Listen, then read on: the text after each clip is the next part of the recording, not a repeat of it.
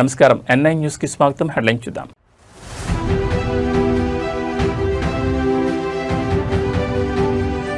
Veligonda project నిర్వాసితులకు పరిహారం CM Chandrababu ప్రకటన.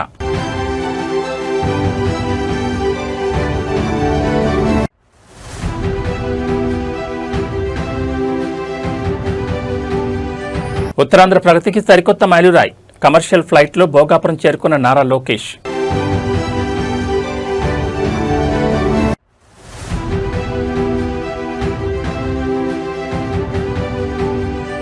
లండన్ వేదికగా సీఎం రేవంత్ ప్లాన్. హైదరాబాద్లో ఆక్స్ఫర్డ్ వర్సిటీ కేంద్రానికి ప్రతిపాదన.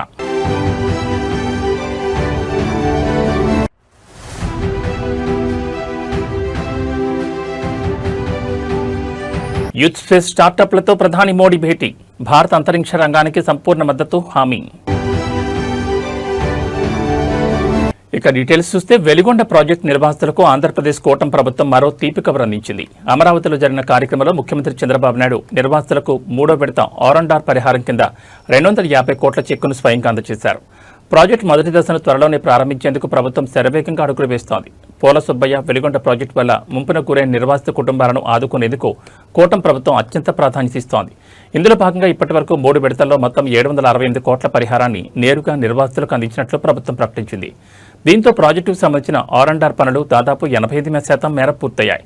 రాయలసీమ మరియు ప్రకాశం జిల్లాల సాగు, తాగునీటి కష్టాలను తీర్చే వెలిగొండ ప్రాజెక్టు మొదటి దశను వీలైనంత వరకు జాతికంకితం చేసేందుకు చర్యలు వేగవంతం చేశారు. మిగిలిన ఆర్&ఆర్ పనులను కూడా త్వరితగతిన పూర్తి చేసి నిర్వాసిత కుటుంబాలకు పూర్తి స్థాయిలో న్యాయం చేస్తామని సీఎం చంద్రబాబు హామీ ఇచ్చారు.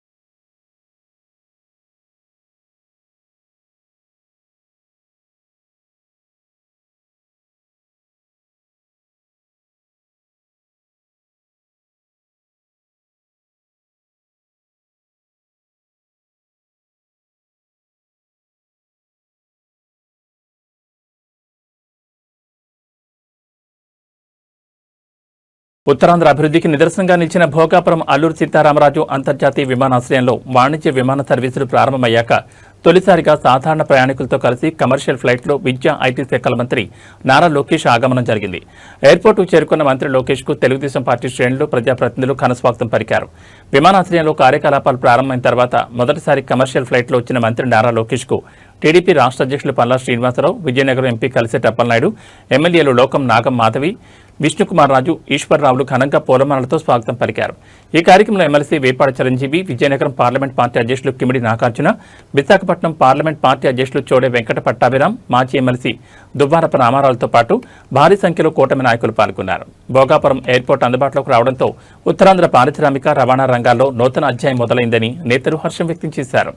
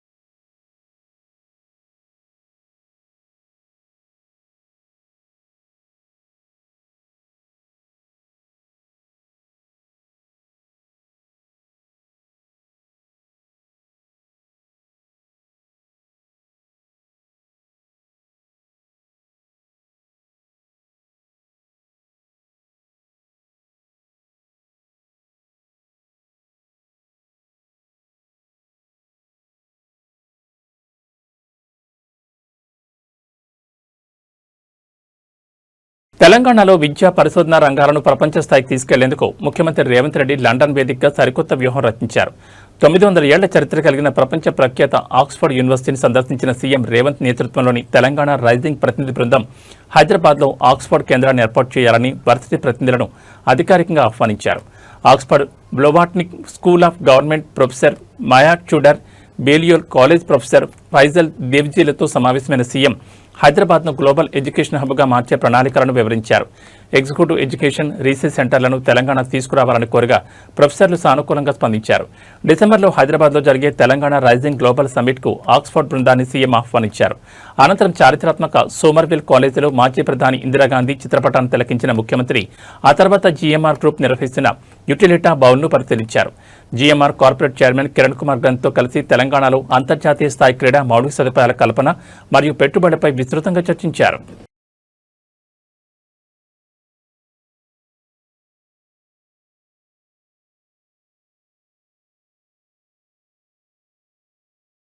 భారత అంతరిక్ష రంగాన్ని సరికొత్త శిఖరాలకు తీసుకెళ్తున్న నవయువ స్పేస్ స్టార్టప్ల ప్రతినిధులు, యువ నిపుణులతో ప్రధానమంత్రి నరేంద్ర మోడీ ప్రత్యేకంగా సమావేశమయ్యారు.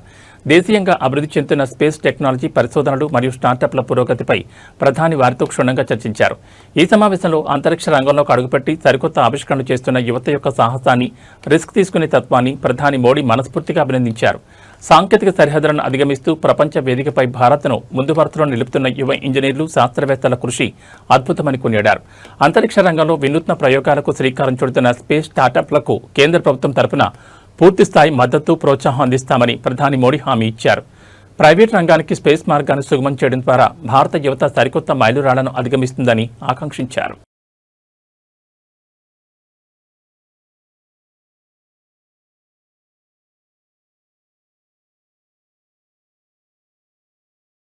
విశాఖ పర్యటనలో భాగంగా ప్రముఖ బౌద్ధ పర్యాటక ప్రాంతమైన తొట్లకొండను కేంద్ర యువజన వ్యవహారాలు మరియు క్రీడల శాఖ మంత్రి మన్సుఖ్ మాండవీయ సందర్శించారు. ఈ పర్యటనలో కేంద్ర మంత్రితో పాటు 11 బ్రిక్స్ సభ్య దేశాలకు చెందిన యువజన, క్రీడా శాఖల మంత్రులు మరియు ఉన్నత స్థాయి ప్రతినిధుల బృందం పాల్గొంది.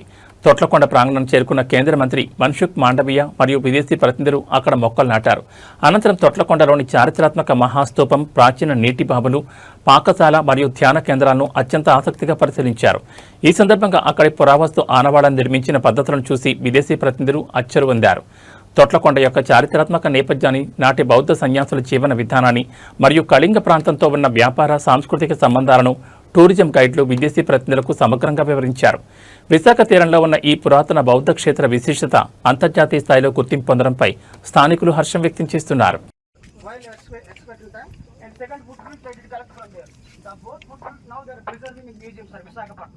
Next, we have to see the Kapia Bhumi. Monks people, what kind of food items they are preparing, we have to see there, sir. Please come here.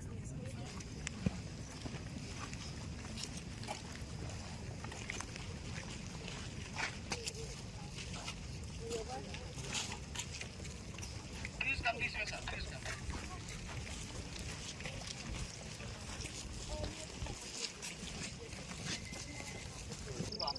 So once upon a time, this room height was 4 meters, 12 feet, sir. And top of the providing some wooden top also there. So when it is completed so many years over, gradually the old monument, some percent was broken, sir. So this vihara behind, there is a Kapia Bhumi area also there.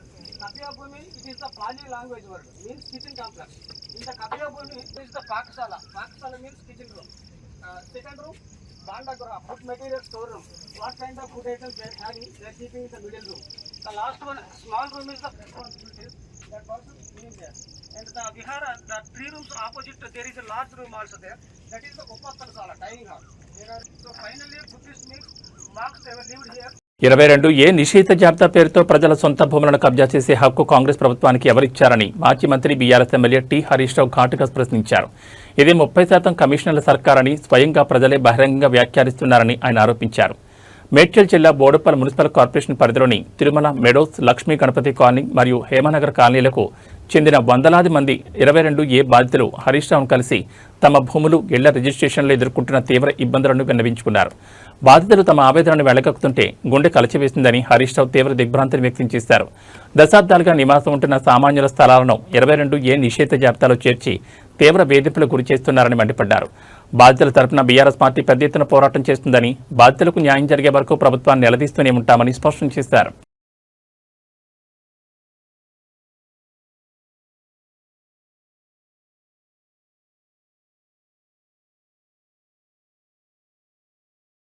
Visakha నగరాభివృద్ధి, GVMC మరియు VMRDA పరిధిలోని కీలక ప్రాజెక్టులపై రాష్ట్ర పురపాలక శాఖ మంత్రి నారాయణ కూటమి ఎమ్మెల్యేలతో సుదీర్ఘ సమీక్ష నిర్వహించారు. కార్పొరేషన్ పరిధిలో మౌలిక సదుపాయాల కల్పనతో పాటు తాగునీటి సమస్యకు శాశ్వత పరిష్కారం చూపేందుకు కీలక నిర్ణయాలు తీసుకున్నారు. విశాఖకు గోదావరి నీటిని తీసుకొచ్చి నిల్వ చేసేందుకు తగిన స్థలాలను గుర్తించినట్లు మంత్రి వెల్లడించారు. 1000 కోట్లు వెచ్చిస్తే నగరంలోని ప్రతి ఇంటికి రోజుకు 135 లీటర్ల సురక్షిత తాగునీరు అందించవచ్చని తెలిపారు. డేటా సెంటర్ల వల్ల నీటి కొరత ఏర్పడుతుందనేది కేవలం రాజకీయ ప్రచారం మాత్రమేనని స్పష్టం చేశారు. అలాగే 1500 కోట్లతో ఎస్టీబీ ప్రాజెక్టును సిద్ధం చేస్తున్నామని, శుద్ధి చేసిన నీటిని పరిశ్రమలకు మళ్లిస్తామని పేర్కొన్నారు. ఇటీవల సంభవించిన వర్షాలు, ప్రతికూల పరిస్థితుల వల్ల రోడ్ల పనులు ఆలస్యమయ్యాయని, త్వరలోనే జీవో విడుదల చేసి అత్యవసర ప్రాతిపదికన రోడ్లు, వీధి దీపాల పనులు పునఃప్రారంభిస్తామని మంత్రి హామీ ఇచ్చారు. అలాగే వేలంపాట, మురికివాడలో ఇళ్ల స్థానంలో 12 అంతస్తుల అపార్ట్మెంట్లు నిర్మించి ఒక్కొక్కరికి 400 చదరపు అడుగుల విస్తీర్ణంలో ఇళ్లు అందిస్తామన్నారు. కాగా మున్సిపల్ ఎన్నికల అంశం ప్రస్తుతం న్యాయస్థానం పరిశీలనలో ఉందని, కోర్టు తీర్పు వెలువడిన వెంటనే ఎన్నికల ప్రక్రియ ప్రారంభమవుతుందని స్పష్టం చేశారు.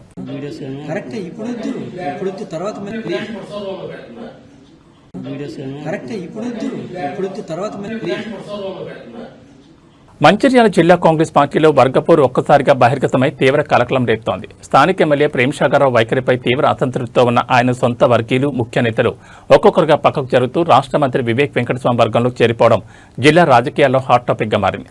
ఎమ్మెల్యే ప్రేమ్సాగరరావుకు గట్టి షాక్ ఇస్తూ 7 కార్పొరేటర్లు, 3 కౌన్సిలర్లు కాంగ్రెస్ సీనియర్ నేత జగన్మోహన్ రావు సమక్షంలో మంత్రి వివేక్ గూటికి చేరారు. వీరి బాటలోనే మరికొందరు ముఖ్య నాయకులు నడిచేందుకు సిద్ధమయ్యారు. మరో 4 కార్పొరేటర్లు, 2 కౌన్సిలర్లు కూడా త్వరలోనే వివేక్ వర్గంలో చేరేందుకు పావులు కదుపుతుండటంతో మంచిర్యాల నియోజకవర్గ కాంగ్రెస్ లో అలజడి మొదలైంది. జిల్లాలో ఆధిపత్యం పోరు నడుస్తున్న తరుణంలో ఈ పరిణామాలు ఎమ్మెల్యే ప్రేమ్సాగరరావుకు రాజకీయంగా పెద్ద ఎదురుదెబ్బగా భావిస్తున్నారు. కాంగ్రెస్ ప్రజాప్రతినిధులు పెద్ద సంఖ్యలో వర్గం మారడం వెనుక మున్సిపల్ కార్పొరేషన్ స్థాయి రాజకీయ ప్రాధాన్యతలే కారణమని తెలుస్తోంది. ఈ పరిణామంతో మంచిర్యాల గులాబీ, హస్తం శ్రేణుల్లో విభిన్న చర్చలు సాగుతున్నాయి.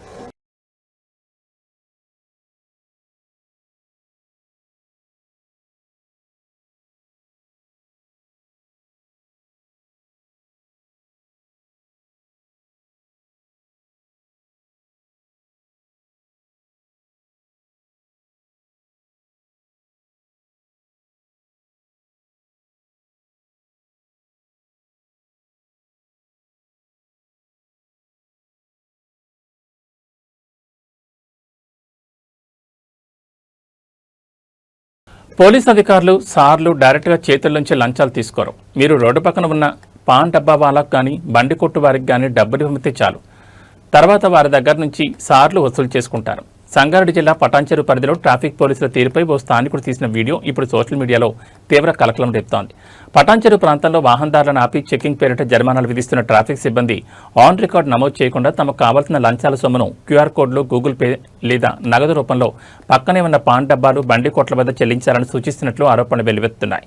తమపై ఎలాంటి కేసులు రాకుండా ఉండేందుకు ఈ తరహా కొత్త మార్గాన్ని ఎంచుకున్నట్లు స్థానికుడు రికార్డు చేసిన వీడియో దృశ్యాల ద్వారా స్పష్టమవుతోంది. ఈ వీడియో సామాజిక మాధ్యమాల్లో క్షణాల్లో వైరల్గా మారడంతో నెటిజన్లు, వాహనదారులు తీవ్ర ఆగ్రహం వ్యక్తం చేస్తున్నారు.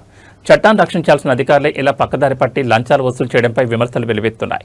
ఈ ఘటనపై సైబరాబాద్ పోలీసు ఉన్నతాధికారులు స్పందించి సదరు సిబ్బందిపై కఠిన చర్యలు తీసుకోవాలని స్థానికులు డిమాండ్ చేస్తున్నారు.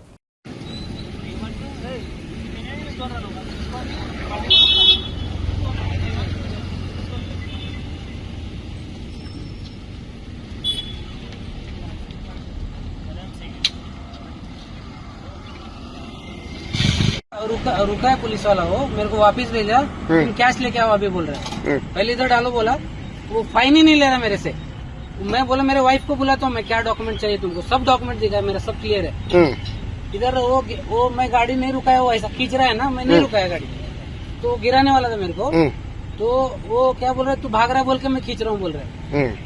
ठीक है, 7098 7743 क्या है वो नंबर है वो? हाँ ठीक है। సినీ నటుడు ప్రముఖ నిర్మాత బండ్ల గణేష్ నివాసంలో రాప్తాడ్ ఎమ్మెల్యే పరిటాల సునీత సందర్శిస్తారు. ఇటీవల ఘనంగా జరిగిన బండ్ల గణేష్ కుమార్తె జనని అల్లుడు సూర్యతేజల వివాహానికి హాజరు కాలేకపోయిన పరిటాల సునీత శుక్రవారం హైదరాబాద్ ఫిలింనగర్లోని బండ్ల గణేష్ గృహానికి వెళ్లి నూతన వధూవరులను ఆశీర్వదించారు. బండ్ల గణేష్ నివాసానికి చేరుకున్న పరిటాల సునీతకు గణేష్ దంపతులు ఘనస్వాగతం పలికారు. ఈ సందర్భంగా నవదంపతులకు ధర్మవరం పట్టు వస్త్రాలు బహుకరించి ప్రత్యేక శుభాకాంక్షలు తెలిపారు. అనంతరం కుటుంబ సభ్యులతో కలిసి కాసేపు ఆత్మీయంగా ముచ్చటించారు. ఈ సందర్భంగా దివంగత నేత పరిటాల రవితో తనకున్న ప్రత్యేక అనుబంధాన్ని బండ్ల గణేష్ గుర్తు చేసుకున్నారు. శ్రీరాములయ్య సినిమా నిర్మాణ సమయం నుంచి పరిటాల కుటుంబంతో తనకి ఎనలేని బంధం ఉందని, పరిటాల రవి గారితో గడిపిన రోజులు మరవలేనివని గణేష్ భావోద్వేగానికి గురయ్యారు.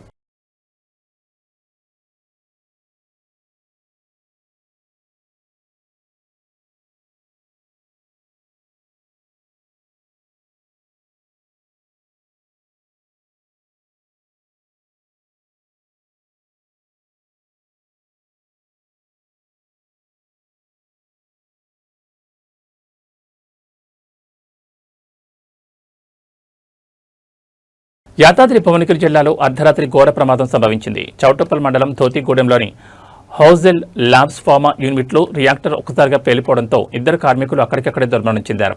పేలుడు ధాటికి ఫార్మా కంపెనీలో భారీగా మంటలు చెలరేగడంతో తీవ్ర కలకలం రేగింది. శుక్రవారం అర్ధరాత్రి కార్మికులు షిఫ్ట్ మారుతున్న సమయంలో ఈ ఘోరం జరిగింది. ప్రాసెస్ జరుగుతున్న సమయంలో ఒక్కసారిగా రియాక్టర్ తీవ్ర ఒత్తిడికి గురై పేలిపోయినట్లు ప్రాథమిక సమాచారం. పేలుడు శబ్దానికి చుట్టుపక్కల గ్రామాల ప్రజలు భయాందోళనకు గురయ్యారు. ఈ ప్రమాదంలో ఇద్దరు కార్మికులు ప్రాణాలు కోల్పోగా పలువురు తీవ్రంగా గాయపడ్డారు. సమాచారం అందుకున్న వెంటనే పోలీసులు, ఫైర్ సిబ్బంది ఘటనా స్థలాన్ని చేరుకుని మంటలను అదుపులోకి తీసుకొచ్చారు. గాయపడిన బాధితులను చికిత్స నిమిత్తం సమీపంలోని ఆసుపత్రికి రెస్క్యూ బృందాలు తరలించాయి. ప్రమాదానికి గల ఖచ్చితమైన కారణాలపై పోలీసులు కేసు నమోదు చేసి దర్యాప్తును వేగవంతం చేశారు.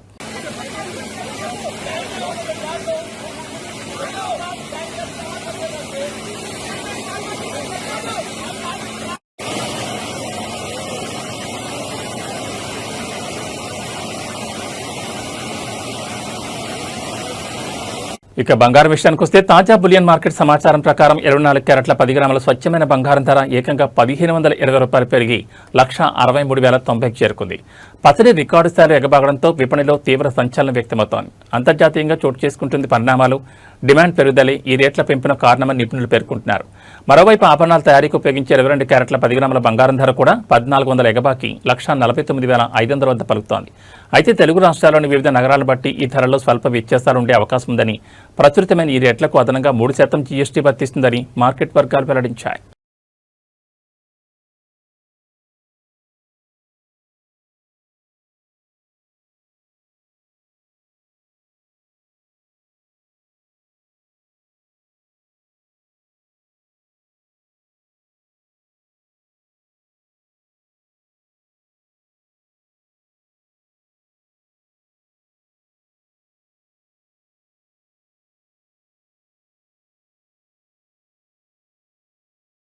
ఇవి బులెటిన్ విశేషాలు. నమస్కారం.